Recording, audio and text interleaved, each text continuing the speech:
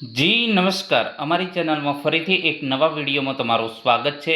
મિત્રો, તમે બધા મસ્ત હશો, મજામાં હશો. હવે મિત્રો, પોલીસ ભરતી જે 2025-26ના રોજ જાહેર થઈ હતી, તો તેનું રિઝલ્ટ પણ આવી ગયું છે, ફાઇનલ આન્સર કી પણ આવી ગઈ છે.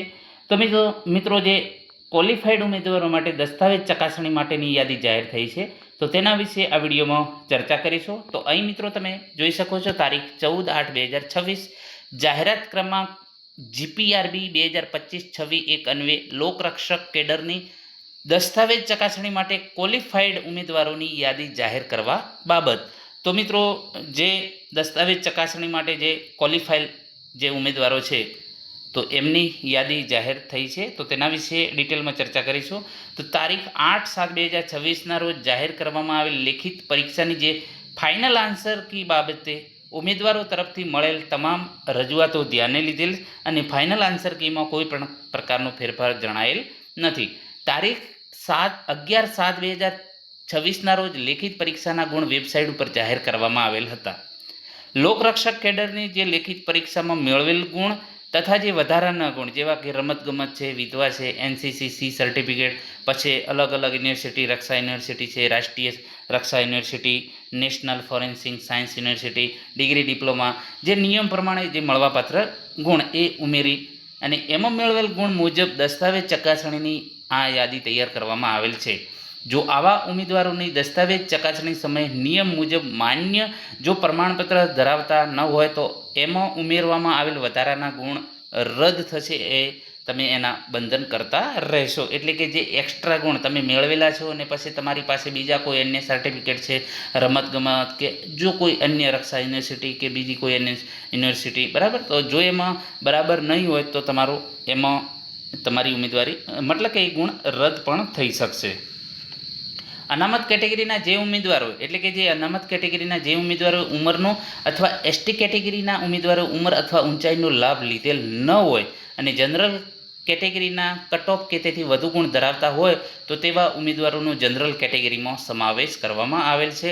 ઘણા મિત્રો જે છે STમાં હોય છે, તો એ જનરલમાં નામ આવી જતું હોય. તો મિત્રો જે છે અહીં તમે જોઈ શકો છો, તો જો એમને જે જનરલ પ્રમાણે થતા હોય, બરાબર, તો એ જનરલમાં આવી શકે, જે અનામત કેટેગરીના ઉમેદવારો, બરાબર. ભરતી પ્રક્રિયા દરમિયાન કોઈ પણ ઉમેદવાર ગેરલાયક હોવા છતાં તેને યાંત્રિક, ક્લેરિકલ અથવા બીજી કોઈ ભૂલના કારણે લાયક ગણવામાં આવેલ હશે, અગર પસંદ કરવામાં આવેલ હશે, તો પણ તબક્કે રદ થવા પાત્ર રહેશે. કોઈ પણ ભૂલથી નામ આવી ગયું તો પણ એ ગમે ત્યારે રદ થઈ શકશે, બરાબર.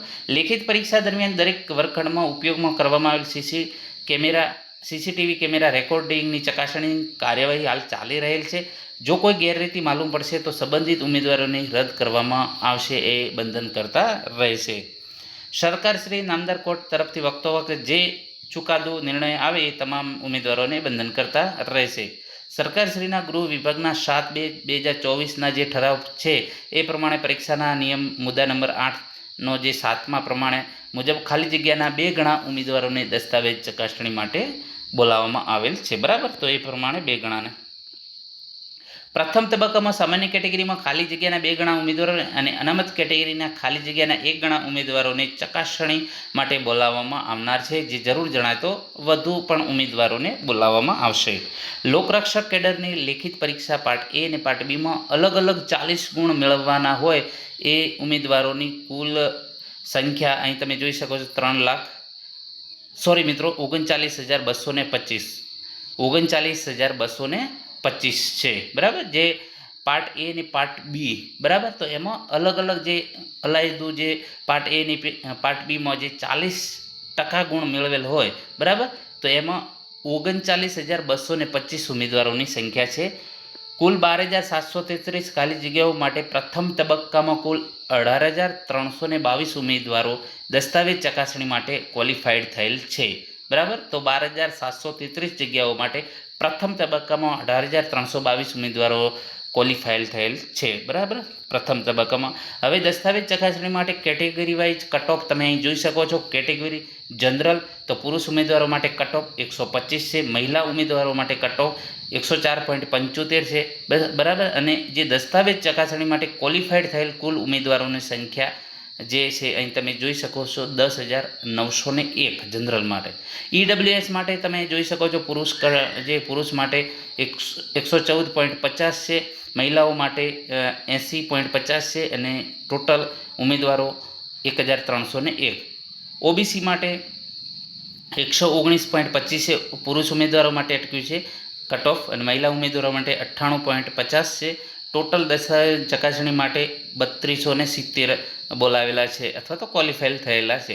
એસસી કેટેગરીમાં 113.75 અટક્યું છે, મહિલા માટે 94.50 છે અને ટોટલ 886 ઉમેદવારોને ક્વોલિફાઈડ થયેલ છે.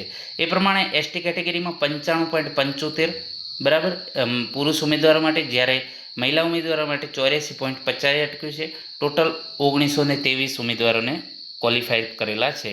તો મિત્રો, માજી સૈનિક ઉમેદવારો પૈકી જે ઉમેદવારોએ લોકરક્ષક કેડર પરીક્ષા નિયમો મુજબ પાર્ટ એ અને પાર્ટ બીમાં અલગ અલગ 40% મેળવેલ છે, તો તેવા તમામ 41 માજી સૈનિક ઉમેદવારોનો દસ્તાવેજ ચકાસણી માટે જે ઉપરોક્ત સંખ્યામાં સમાવેશ કરેલ છે.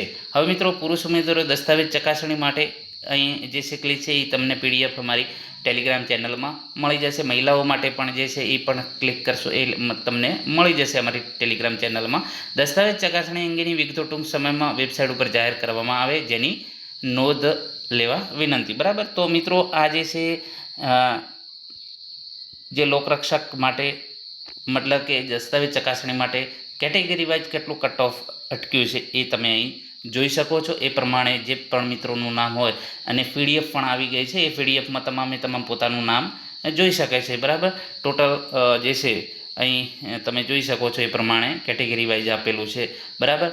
જો મિત્રો વિડીયો પસંદ આવે તો લાઇક, શેર અને મિત્રો વધુમાં વધુ બીજા મિત્રોને પણ શેર કરો, જેથી કરીને એમને પણ આની જાણ થાય.